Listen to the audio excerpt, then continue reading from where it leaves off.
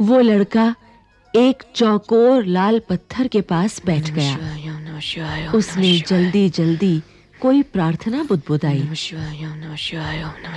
और छेनी हथौड़ा उठाकर अपने काम में जुट गया। हथौड़े के वार से पत्थर पर जो कटाव उभरता, उससे पत्थर की किरचें छितरा जाती और वो आंखें सिकोड़ लेता। साथ-साथ धीमी आवाज में वो कुछ गुनगुनाने भी लगता। उसके चारों ओर दूसरे संगतराश भी अपने-अपने काम में डूबे हुए थे। केशव 10 साल का था और अभी अपना काम सीख ही रहा था। पिता के एक बार करके दिखा देने पर वो सीधी लकीरों वाले और घुमावदार डिजाइन उकेर सकता था। अब तक उसने नक्काशी का जो भी काम किया था, उनमें से इन घंटियों को बनाना ही सबसे ज्यादा मुश्किल था।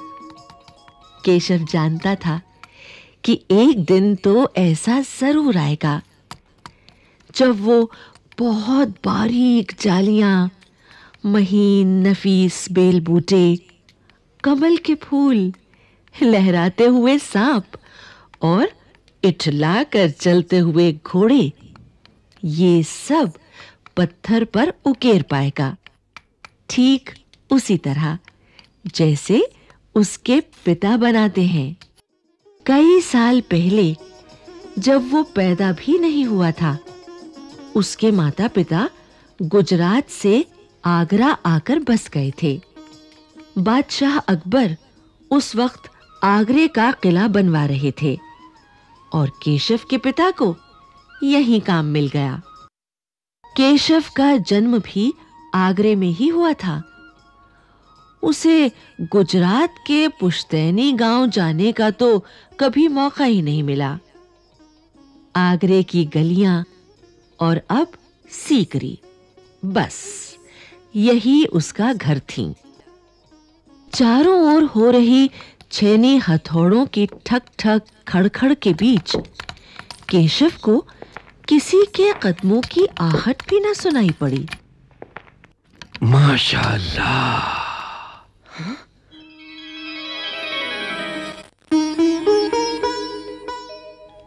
ये घंटियां कितनी सुंदर है। तुमने खुद बनाई हैं? बेशक, मैंने ही ये घंटियां बनाई हैं। क्या मैं आपको पत्थरों पर नक्काशी करता नजर नहीं आ रहा? देखते नहीं, मैं ही पत्थर को तराश रहा हूं। दिखता तो है, पर तुम इतने छोटे लगते हो ना। मैं 10 साल का हूं। 10? अच्छा। तब तो काफी बड़े हो। मैंने भी 13 साल की उम्र में एक लड़ाई में हिस्सा लिया था। केशव उस आदमी को अच्छी तरह देख पा रहा था। उसकी उम्र रही होगी 30 से ऊपर। कद मंझोला था। वो सफेद अंगरखा और पाजामा पहने हुए था। उसके लंबे बाल गहरे लाल रंग की पगड़ी में अच्छी तरह से ढके हुए थे।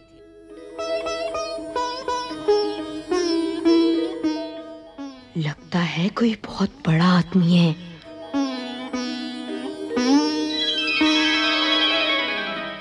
केशव ने उस आदमी के गले में पड़ी बड़े-बड़े मोतियों की माला और उंगलियों की अंगूठियों को देखते हुए सोचा।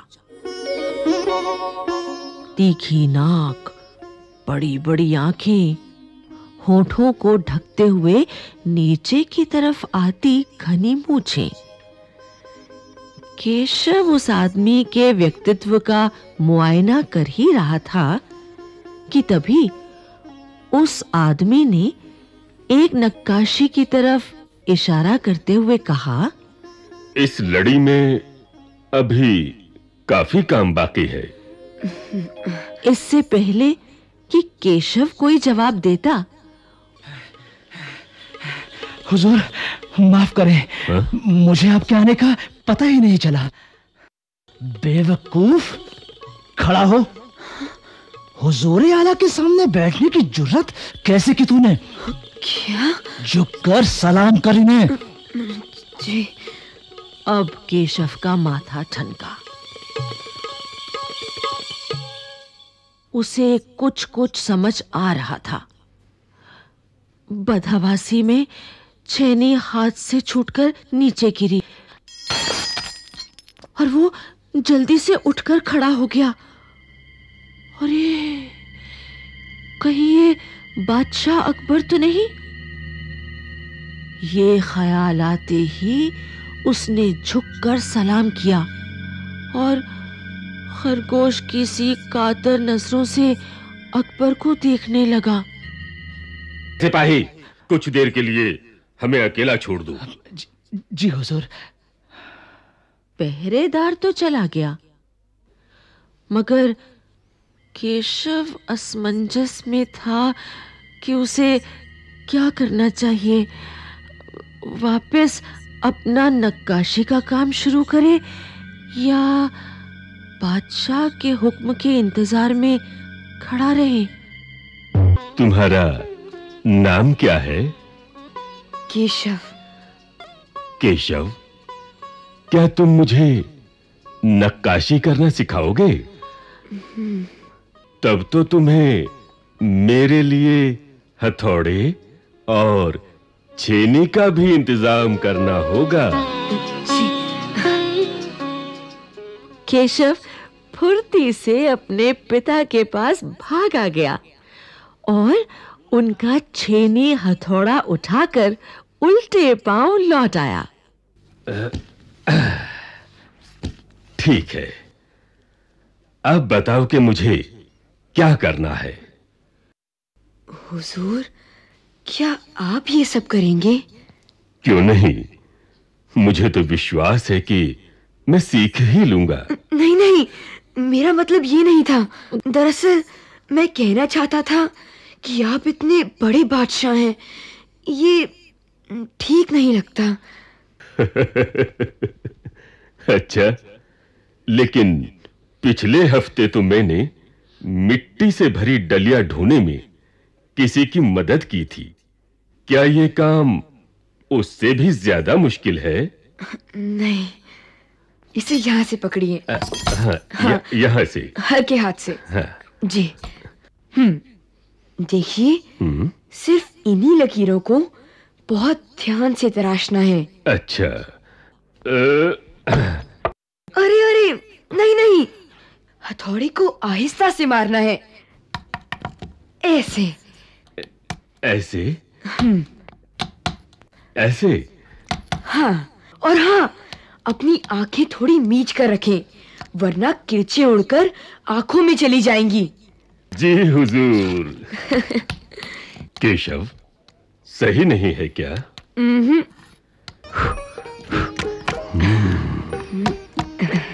माशाल्लाह।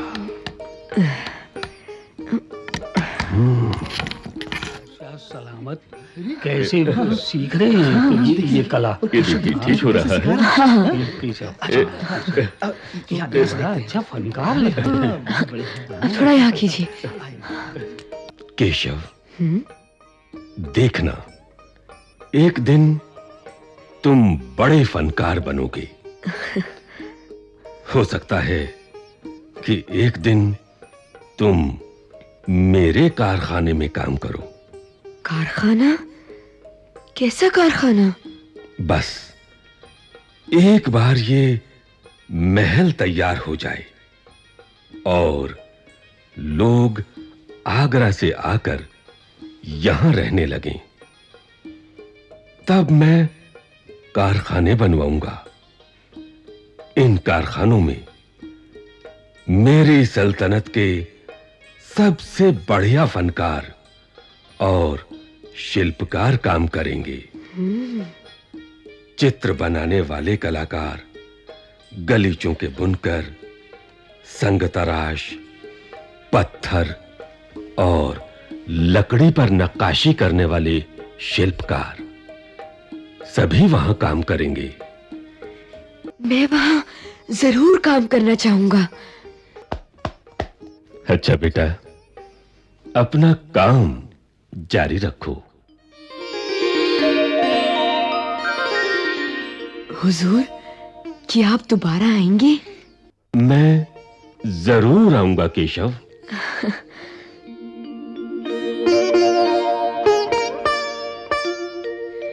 अरे उनको तो छीनी पकड़नी भी नहीं आती थी, फिर मैंने उन्हें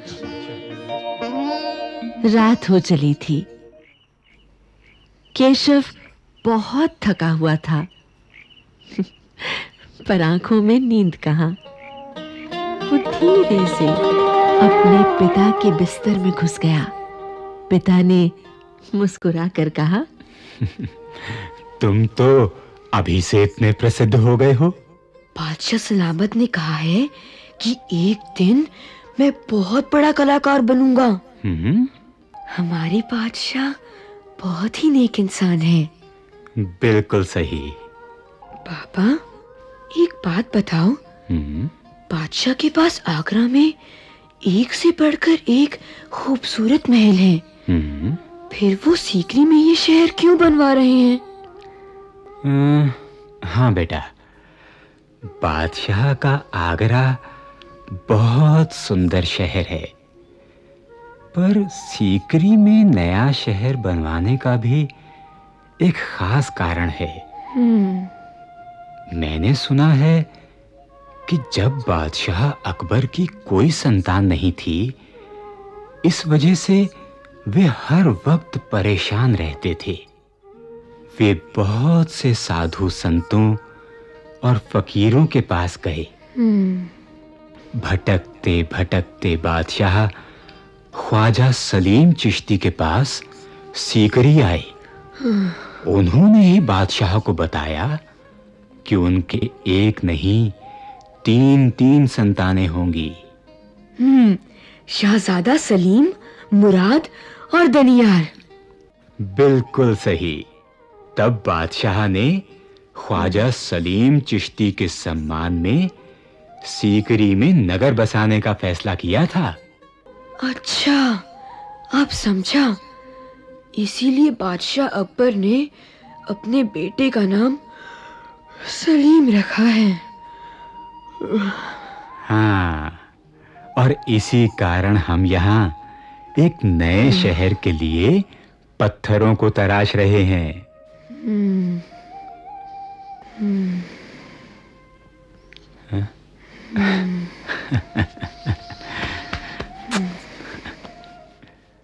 पिताजी ने देखा कि उनका लाडला बेटा सो गया है।